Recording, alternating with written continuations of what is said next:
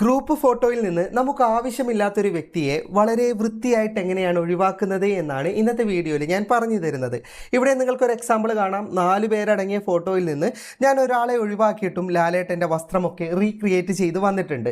ഇതുപോലെ തന്നെ നമ്മളെടുത്ത ഗ്രൂപ്പ് ഫോട്ടോയിൽ നിന്ന് അനാവശ്യമായി കയറി കൂടിയവരെയൊക്കെ നമുക്ക് വളരെ വൃത്തിയായിട്ട് എങ്ങനെ വേണമെങ്കിലും ഒഴിവാക്കാൻ സാധിക്കുന്ന ഒരു ഓപ്ഷനാണ് ഇന്നത്തെ വീഡിയോയിൽ ഞാൻ പറഞ്ഞു തരുന്നത്. ഇതിനായിട്ട് നിങ്ങൾ പ്രത്യേകിച്ച് ആപ്ലിക്കേഷൻ ഒന്നും ഇൻസ്റ്റാൾ ചെയ്യേണ്ട. നമ്മുടെ ഒക്കെ ഫോണിൽ ഗൂഗിളിൻ്റെ ജെമിനി ആപ്പ് ഉണ്ട്.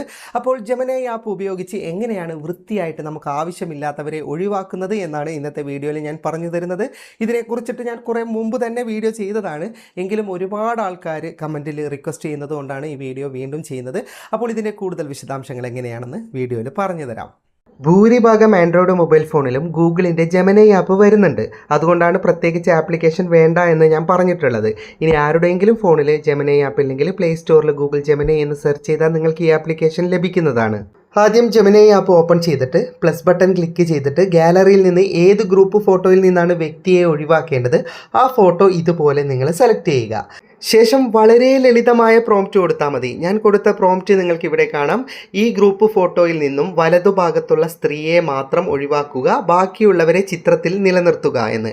ഇപ്പോൾ ഈ ഗ്രൂപ്പ് ഫോട്ടോയിൽ നിന്ന് വലതുഭാഗത്ത് നിൽക്കുന്ന ഹൻസിബയെയാണ് ഞാൻ ഒഴിവാക്കാൻ ഉദ്ദേശിക്കുന്നത്. അപ്പോൾ അതുകൊണ്ടാണ് പ്രോംപ്റ്റിൽ വലതുഭാഗത്ത് നിൽക്കുന്ന സ്ത്രീയെ ഒഴിവാക്കുക എന്ന് കൊടുത്തിട്ടുള്ളത്. ഇതുപോലെ നമുക്ക് ഒഴിവാക്കേണ്ട വ്യക്തി ചിത്രത്തിൽ എവിടെയാണ് നിൽക്കുന്നത് ആ പൊസിഷൻ വളരെ കൃത്യമായി എഴുതി കൊടുക്കണം.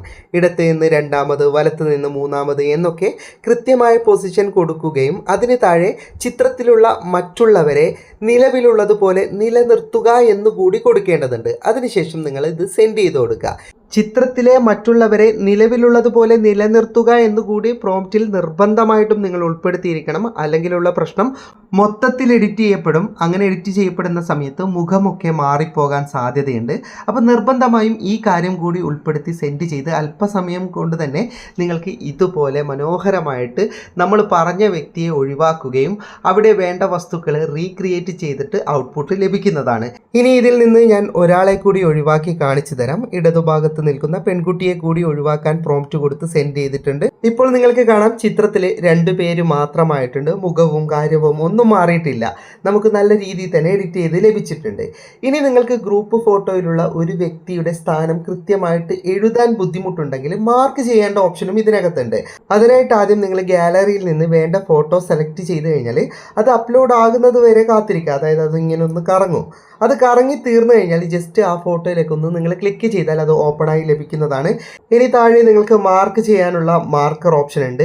ഏത് വ്യക്തിയെയാണ് നിങ്ങൾക്ക് ഒഴിവാക്കേണ്ടത് ആ വ്യക്തിയുടെ മുഖത്തോ അല്ലെങ്കിൽ ശരീരത്തിൽ എവിടെയെങ്കിലും ഇതുപോലെ വൃത്തം വരച്ചു കൊടുക്കുക. പുറത്തേക്ക് വൃത്തം വരരുത്. കൃത്യമായിട്ട് വൃത്തം വരച്ചതിന് ശേഷം താഴെയുള്ള ടിക്ക് മാർക്ക് കൊടുക്കുക. ശേഷം പ്രോംപ്റ്റ് എഴുതുമ്പോൾ ചുവന്ന വൃത്തത്തിൽ മാർക്ക് ചെയ്ത വ്യക്തിയെയാണ് ഒഴിവാക്കേണ്ടതെന്ന് വളരെ സിമ്പിളായിട്ട് നിങ്ങൾക്ക് എഴുതാൻ സാധിക്കുന്നതാണ്. അപ്പോൾ ജസ്റ്റ് നിങ്ങളൊന്ന് ട്രൈ ചെയ്ത് നോക്ക്. വീഡിയോ ഇഷ്ടപ്പെട്ടെങ്കിൽ ലൈക്ക് ചെയ്യുക, നിങ്ങളുടെ അഭിപ്രായം കമൻറ്റ് ചെയ്യുക. ഒരുപാട് സുഹൃത്തുക്കൾക്ക് ഉപകാരപ്പെടും. ദയവായി ഷെയർ ചെയ്യുക. ഇതുപോലെയുള്ള വീഡിയോകൾ ദിവസേന ലഭിക്കാൻ FTM ക്രിയേഷൻ്റെ ഫേസ്ബുക്ക് പേജും യൂട്യൂബ് ചാനലും സബ്സ്ക്രൈബും ഫോളോയും ചെയ്യാൻ മറക്കരുത്. അപ്പോൾ വീണ്ടും കാണുന്നത് വരെ ഗുഡ് ബൈ.